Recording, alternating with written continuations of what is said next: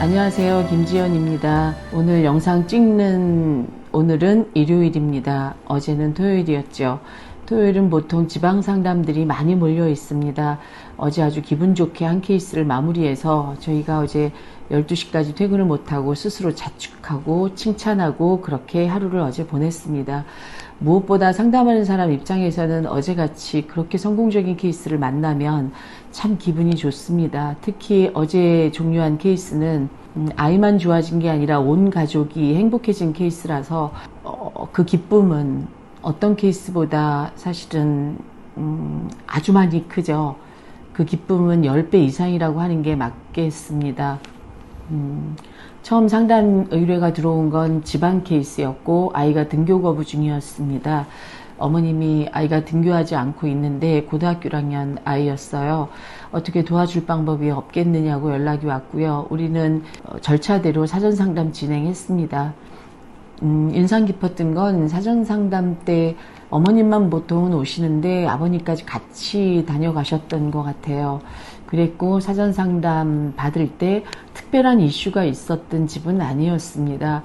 등교 거부만 있었을 뿐인 거지 품행장애적인 측면이 있었던 것도 아니고 아이가 좀 공격적인 성향을 보였던 것도 아니고 그저 학교가 가기 싫어서 학교 못 가겠다 이러고 버티고 있는 아이였었죠.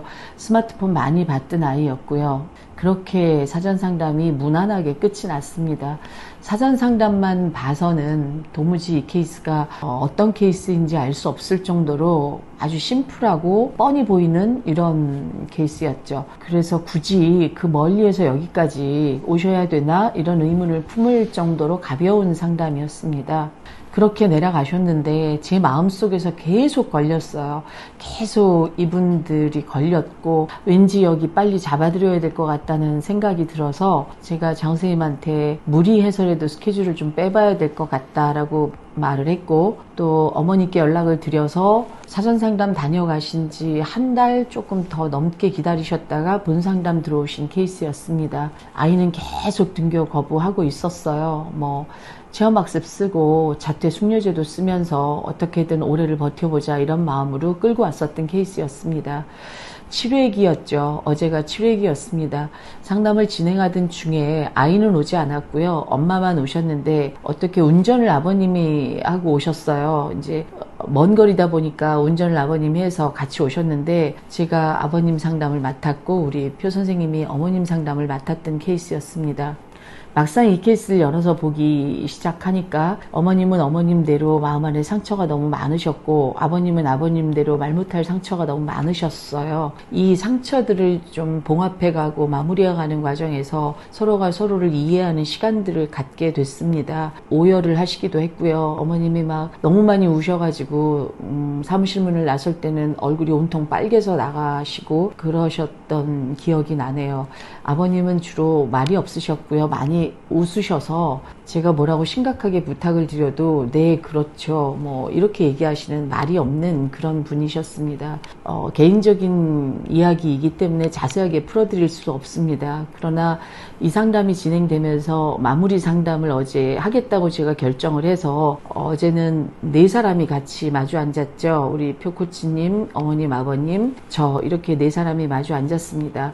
그리고 그동안에 있었던 모든 부부의 갈등 또 가족의 문제 이런 문제에 대해서 그동안 상담 7회기 진행되는 동안 어떤 변화가 있었는지를 좀 스캔했습니다. 놀라운 변화가 있었어요. 어머님이 그동안 꽁하게 마음에 담아두고 있었던 모든 상처들과 불만들을 이제 지난주에 상담하고 내려가면서 박사님 진솔하게 이야기를 했고 이야기하는 중에 남편이 진심 어린 사과를 했고 받아들였고 우리 부부는 이렇게 화해했습니다. 이렇게 이야기하셨어요. 그런데 아버님의 반응은 조금 더 겸손하셨습니다. 이제 시작입니다. 이제 더 많이 미안해하면서 더 많이 반성하면서 그렇게 살아야죠. 이렇게 얘기하시더라고요.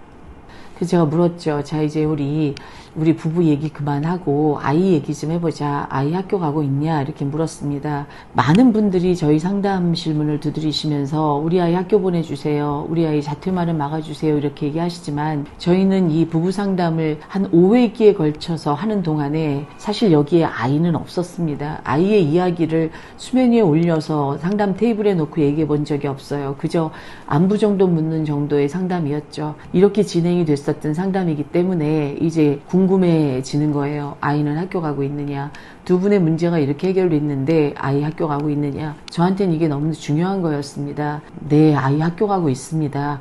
지금 2주째 잘 가고 있습니다. 이번 주는 특히 웃으면서 잘 가고 있습니다. 물론 올해 잘 마치고 내년이 어떻게 될지 알 수 없지만 지금 현재로서는 학교 잘 가고 있고, 학교 다니는 게 힘들어서 그런지 밤에 9시 10시면 스마트폰 볼 새도 없이 잠이 들어서 밤새 스마트폰 보면서 낮밤에 바뀌었던 그 생활을 이제 끝냈습니다 라고 얘기하셨어요. 그래서 제가 그러면 이 상담 종료해도 되겠네. 그러면 우리 종료합시다.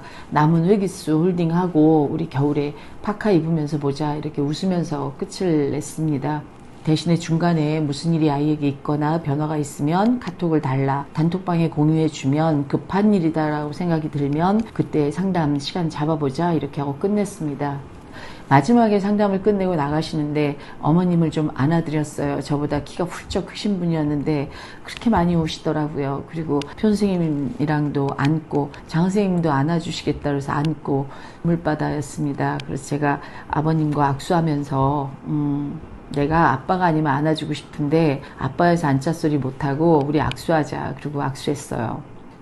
누구누구 아빠, 난 정말 행복해졌으면 좋겠어. 행복하게 살았으면 좋겠어. 이 집이 좀 더 행복한 가정이었으면 좋겠고, 이 행복한 가정 속에서 두 아이들이 더 건강하고 행복하게 자랐으면 좋겠다. 그래서 더 많이 노력하고 더 많이 애쓰고 더 많은 대화를 해라 이렇게 하고 보냈죠. 근데 그 악수하면서 내가 두 손을 잡고 행복해져야 해요 이렇게 부탁했더니 아버님이, 그 메마른 장작 같은 아버님의 눈에 눈물이 빨갛게 고이시는 걸 봤어요. 울진 않으셨지만 그러고 두 분이 나서셨습니다.